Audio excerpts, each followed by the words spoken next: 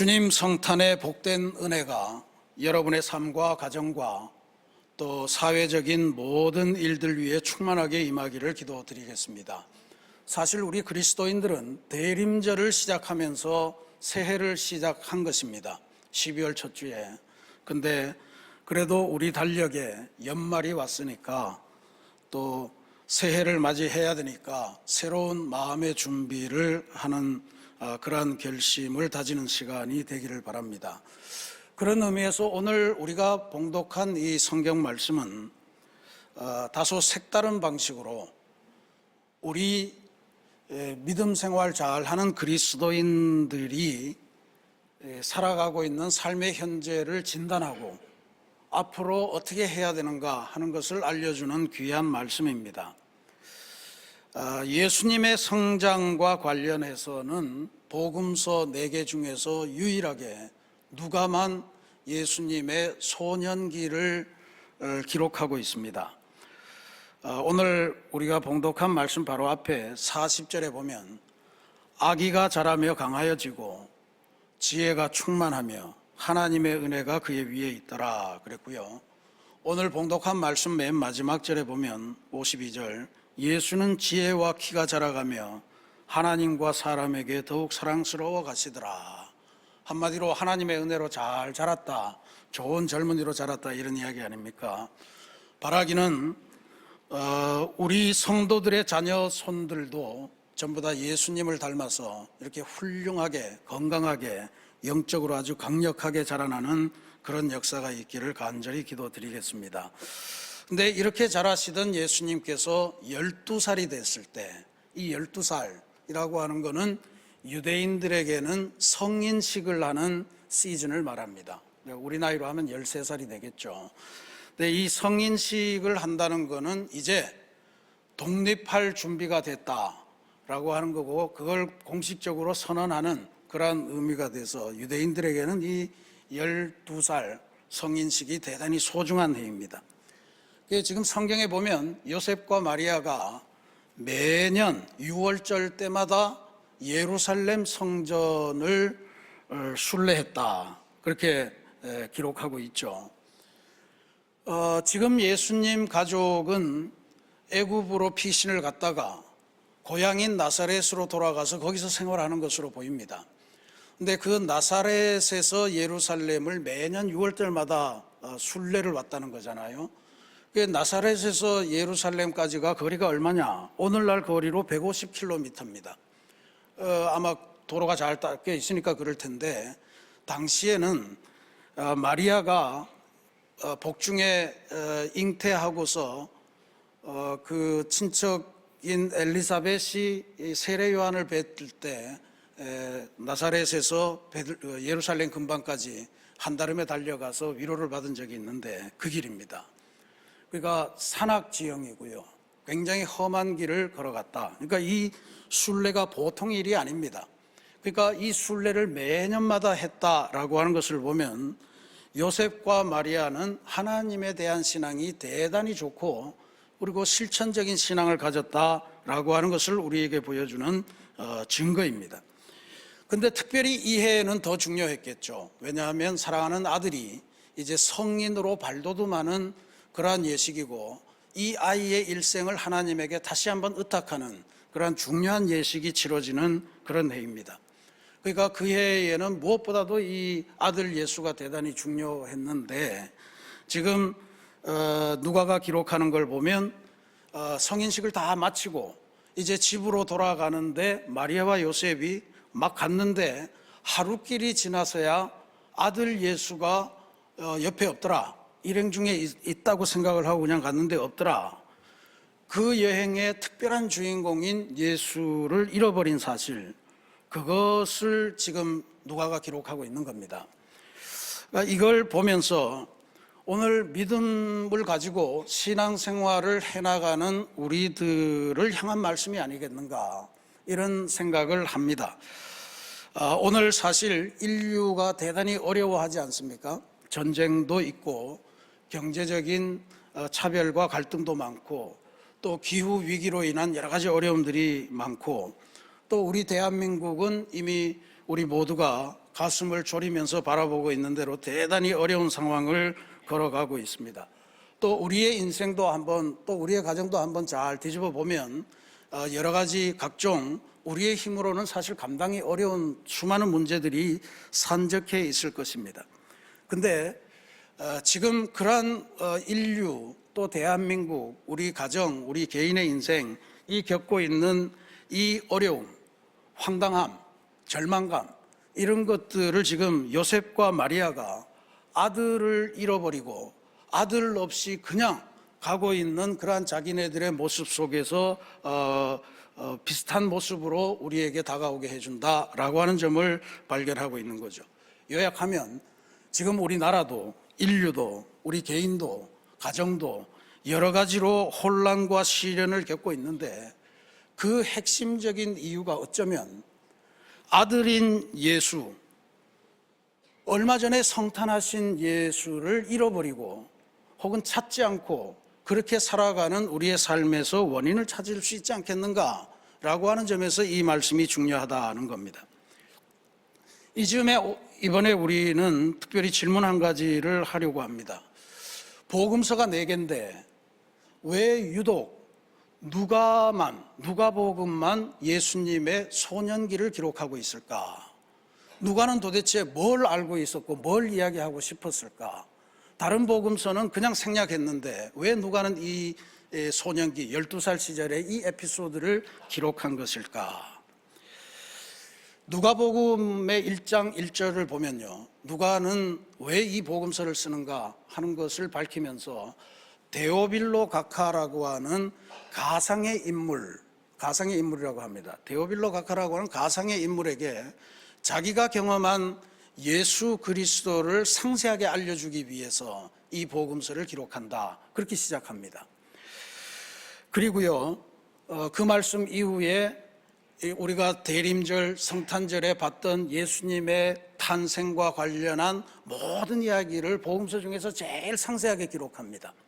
그리고 나서 지금 이 12살 시절의 이 성인식 에피소드를 기록하는 거예요. 근데 우리가 주목할 거는 이 에피소드가 끝나면 곧바로 30살로 넘어갑니다. 그래서 30살 된 예수님이 세례 요한에게 세례를 받으면서 공생애를 시작하는 장면으로 넘어가요. 근데 그 중간에 우리가 오늘 봉독한 말씀 바로 뒷부분이 3장 1절 2절입니다. 그 3장 1절 2절에 이런 내용을 누가가 아주 상세하게 기록합니다.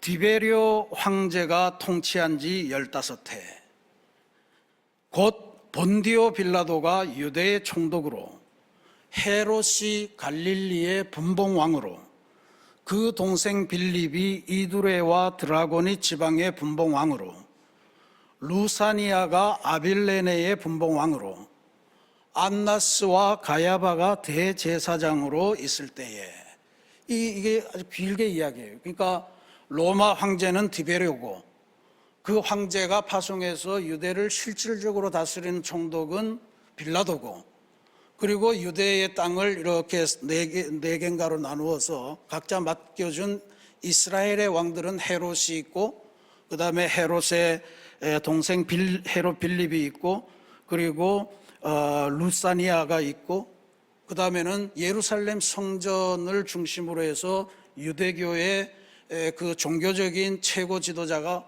안나스와 가야바가 있다. 그러니까 유대를 다스리는 정치 지도자, 그리고 종교 지도자들의 이름을 전부 다 망라한 거예요. 그러니까 지금 이 나라가 어떤 상황에 있다라고 한 걸 누가가 아주 세밀하게 이렇게 이야기하는 이 이유가 도대체 뭘까?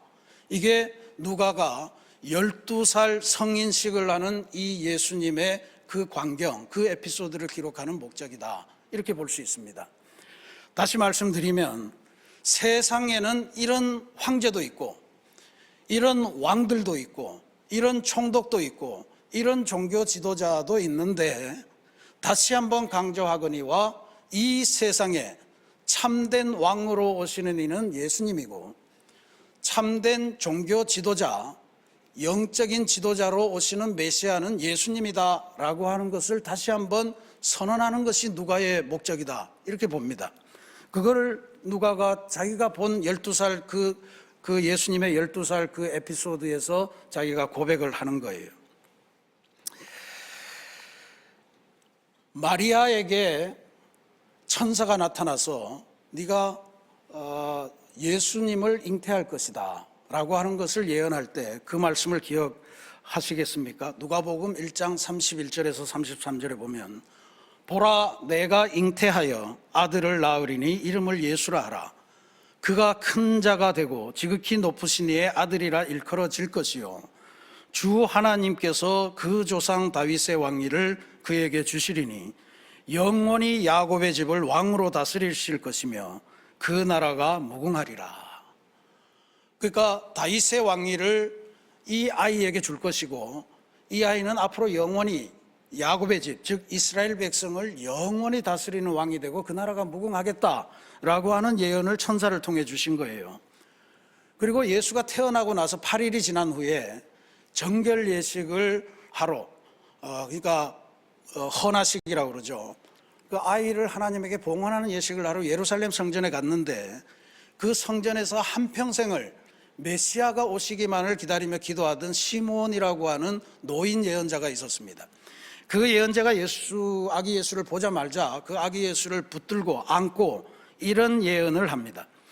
내 눈이 주의 구원을 보았사오니 이는 만민 앞에 예비하신 것이요 이방을 비추는 빛이요 주의 백성 이스라엘의 영광이니이다. 천사는 이 아이는 이스라엘의 왕이 될 것이다 예언을 했고 이 시므온은 이분은 왕을 넘어서 이스라엘 백성을 위한 하나님의 영광이 될 것입니다. 이스라엘을 영적으로 이끄시는 빛이 될 것입니다. 이런 예언을 한 거예요. 그런데 그런 예언을 했는데 마리아와 요셉이 12년 동안 살면서 그 사실을 까먹은 것 같아요. 잊어버린 것 같아요. 그 지금 성인식을 하고 나서 막 정신없이 돌아가는데 아이는 예루살렘에 머물렀더라 그렇게 나오잖아요. 여기 그림 하나를 보시면 이 유명한 그림입니다. 바로 이 장면을 묘사한 그림이에요. 저기 주변에 있는 노인들, 저 전부 다 이스라엘에서 성경 꽤나 알고 가르친다라고 하는 스승들입니다. 그런데 예수님이 가운데 앉아 있고 주변의 사람들이 전부 다 모여서 이 아이에게 성경의 진리를 묻는 거예요. 예수님이 대답하고 또 예수님이 대답하시고 이 사람들이 대답하고 뭐 그런 광경입니다. 성전의 중심이 예수님이 되어 있는 이런 상황이 지금 연출이 된 거예요.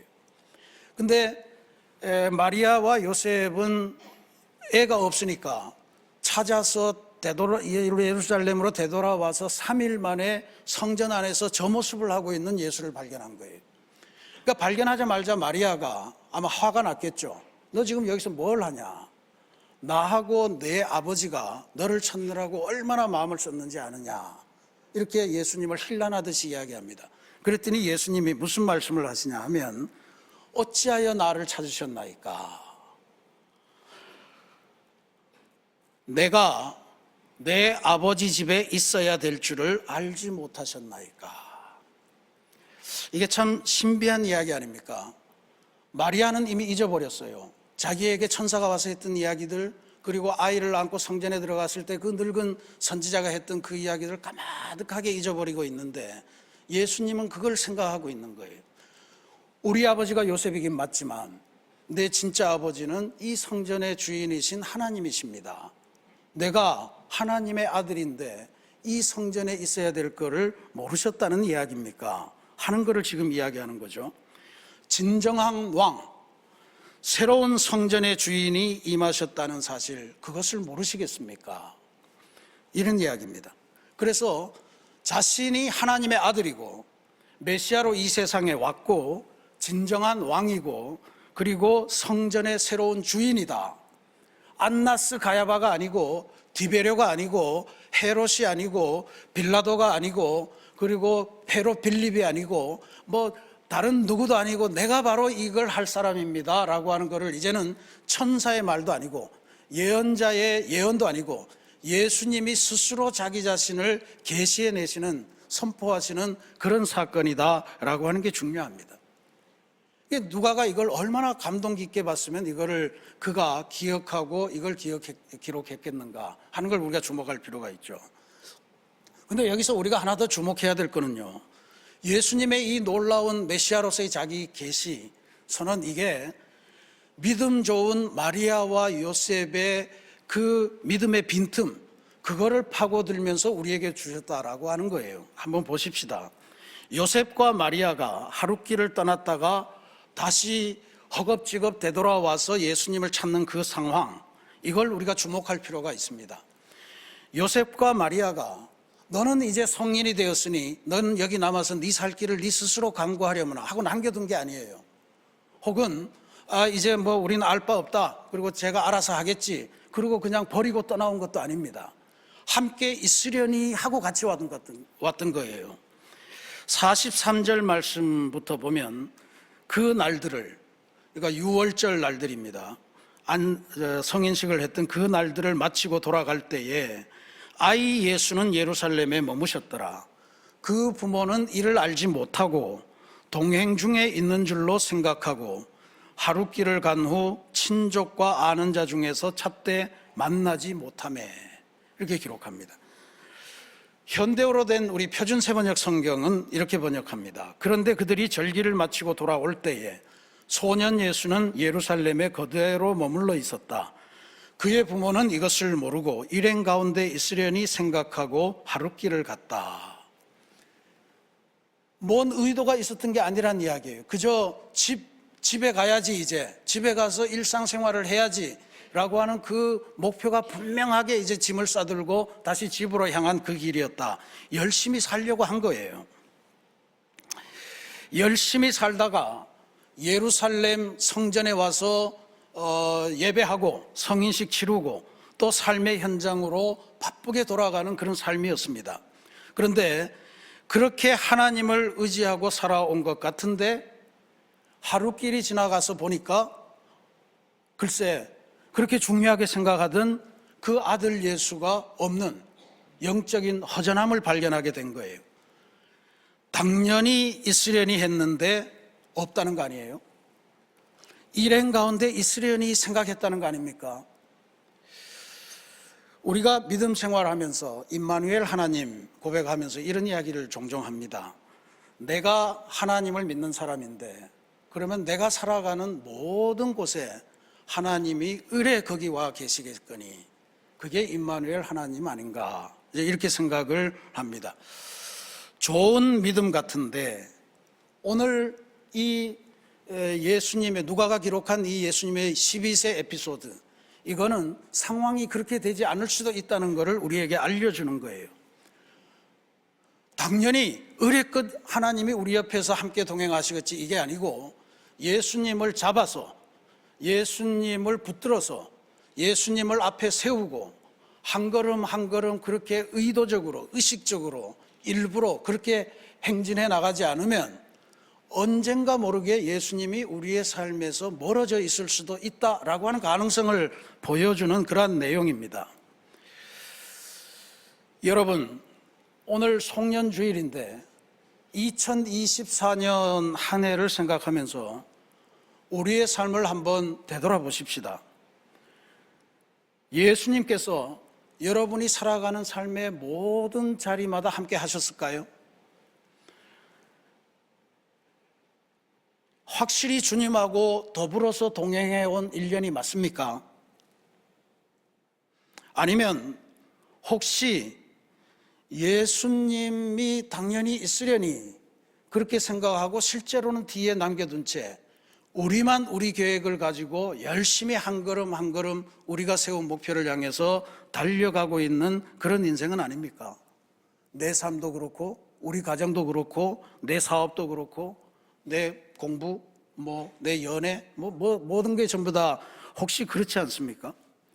열심히 사업했는데, 열심히 공부했는데, 열심히 가정을 일으키느라고 동분서주했는데, 혹은 주말마다 조그만 하는 골프공 쫓아다니는 게 너무 재미있어서 낚시하고 등산하는 그게 너무 좋아서 한 번, 두 번 이렇게 하나님으로부터 멀어진 적은 있는 것 같은데 그러다 보니 나도 모르게 어느샌가 주님으로부터 너무 멀리 와 있고 나는 그리스도인이라고 하는 명찰을 갖고 있으니 당연히 옆에 있으리라고 생각하지만 없는 그 현실, 그게 지금 우리가 살아가는 삶 아닐까요?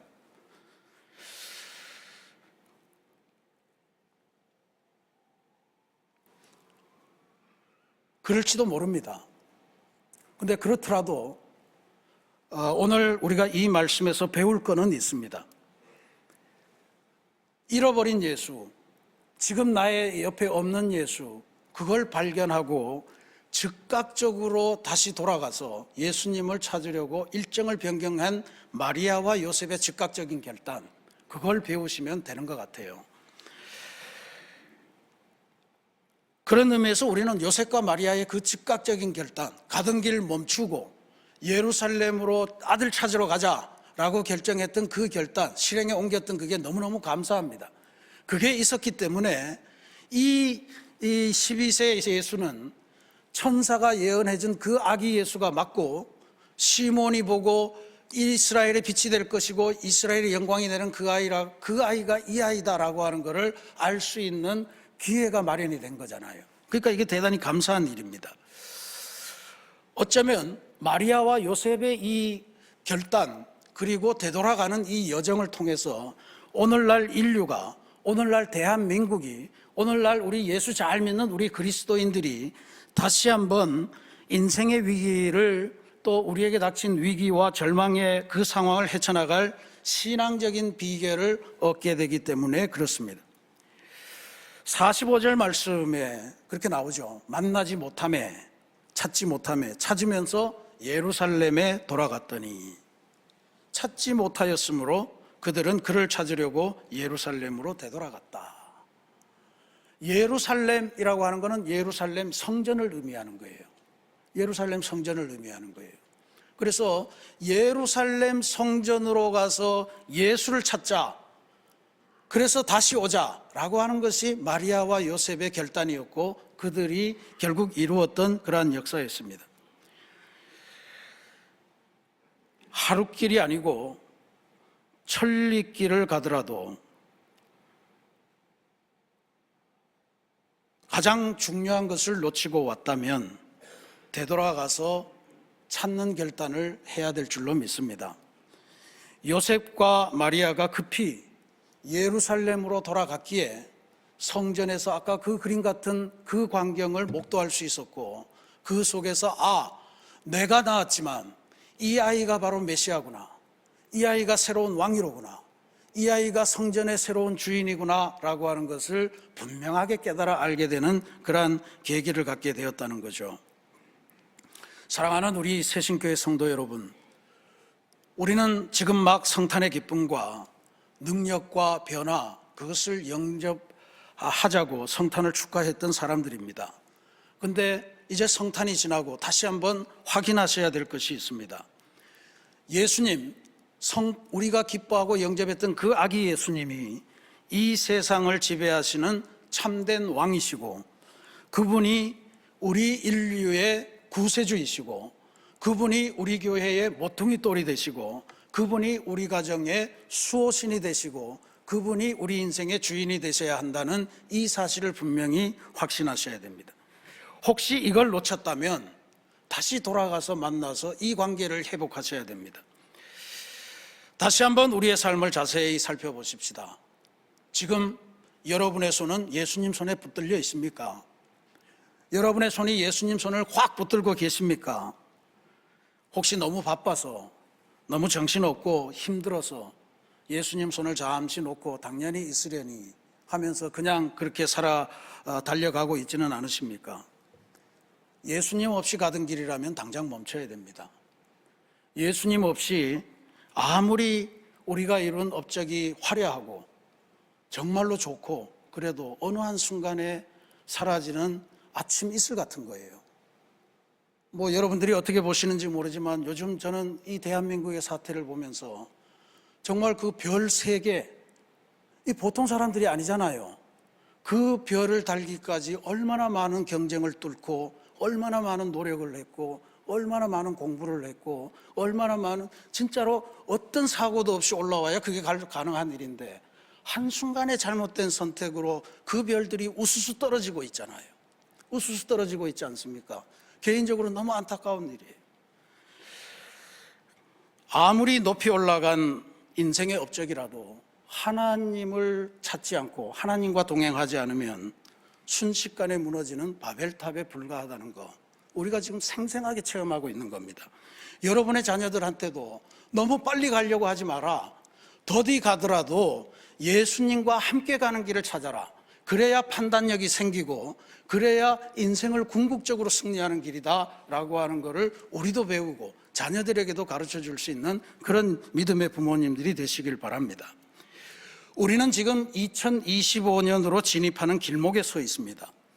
새신교회는 2025년을 희년행진의 두 번째 해로 선포하면서 2024년은 처음 사랑을 회복하자라고 하는 기치로 달려왔고, 이제 그 처음 사랑을 회복했으니 이제는 한몸 되는 교회, 하나 되는 성도라고 하는 그러한 주제를 가지고 새로운 발걸음을 내딛자, 그렇게 하고 있습니다. 근데 희년행진이라는 거요, 처음 사랑을 회복하든 한몸이 되든 하나가 되든 중요한 거는 여기에 교회의 모퉁이 돌이 예수님이 아니면 그 소용없는 행진입니다.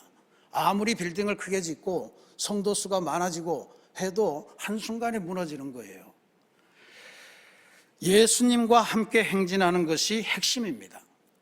그래서 2025년 우리가 새해를 시작하면서 1월 1일은 여러분들 계획을 세우시고 1월 2일부터 4일 목금토입니다. 이번 주 목금토예요. 목금토를 신년 새희망 희년 대성회를 저희들이 준비하고 진행합니다. 신년초라 대단히 바쁘실 텐데 다시 한번 이 12살 예수님의 에피소드를 기억하면서 예수님 없이 세우는 계획, 예수님 없이 나아가는 그 삶, 예수님 없이 이루는 소득, 헛된 것이다라고 하는 걸 깨닫고 이 신년 새희망 희년 대성회를 통해서 다시 되돌아가서 예수님을 찾고 그 예수님의 손을 잡고 하나님과 다시 계약을 회복하고 하나님께서 세워주시는 그 계획에 이끌려서 새로운 한 해를 걸어가시는 그러한 출발을 이루시기를 간절히 기도드리겠습니다. 내 옆에 당연히 있으려니 그렇게 생각하고 새해를 그냥 시작하지 말자고요. 확실히 있나? 옆을 이렇게 바라보고 확실히 계신가를 확인하는 시간이 바로 1월 2일 저녁부터 시작하는 이 8층 예배당에서 시작하는 신년 새희망 희년 대성회인 줄로 믿습니다. 내 인생의 참된 왕, 우리 가정의 진짜 구세주, 그리고 우리 삶의 참 인도자가 되시는 그분을 새롭게 만나시고 그분과 더불어 동행하는 그 출발점이 되는 귀한 역사를 마련하시기를 부탁드립니다. 그래서 다시 하나님과 언약 관계를 회복하시고 또 내게 주신 이 기쁨, 이거를 우리들의 사랑하는 이들과 함께 나누는 전도라는 걸 배우면서 하나님 나라를 확장하는 귀한 일꾼으로 변화되어서 2025년이 더 힘차고 더 아름답고 더 풍성한 그러한 한 해로 만들어 가시기를, 그런 여러분이 되시기를 주님의 이름으로 간절히 축원합니다. 같이 기도하겠습니다.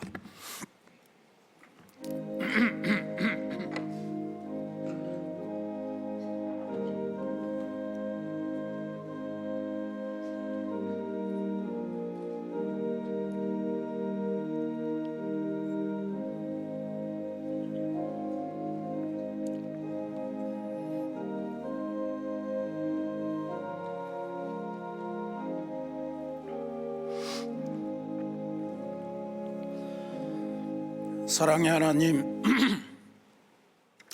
2024년의 마지막 주일입니다. 삶의 거친 파도를 믿음으로 헤쳐온다고 열심히 살아왔습니다. 장로로, 목사로, 또 권사로, 집사로, 성도로 그렇게 살아왔습니다. 이 정도 되니 주님이 당연히 옆에 계시려니 그렇게만 생각을 한 것은 아닐까요? 그러다 보니 주님은 내 뒤에 남겨두고 내 계획으로, 내 욕심으로 그렇게 바삐 발걸음을 재촉하며 살아왔던 한 해가 아니었나, 다시 한번 되돌아보게 도와주옵소서. 만약에 당연히 있으려니 했던 그분이 안 계시다면 마리아와 요셉처럼 즉각적으로 가던 길을 멈추고 예루살렘 성전으로 되돌아가서 예수님을 새롭게 발견하고 그분을 통해서 하나님의 아들이고 참 구세주고 참 왕이고 그리고 참된 인류의 희망인 그 존재를 다시 한번 발견하고 그 예수님과 새로운 여행을 떠나는 2025년이 되도록 주님 도우시고 인도하여 주옵소서. 신년 새희망 희년 대성회를 통해 이 놀라운 역사가 모든 성도들에게, 성도들의 가정에, 또 우리 지역사회에 함께 나타나기를 간절히 소망하니 주님 응답하여 주옵소서. 예수님의 이름으로 감사기도 드립니다. 아멘.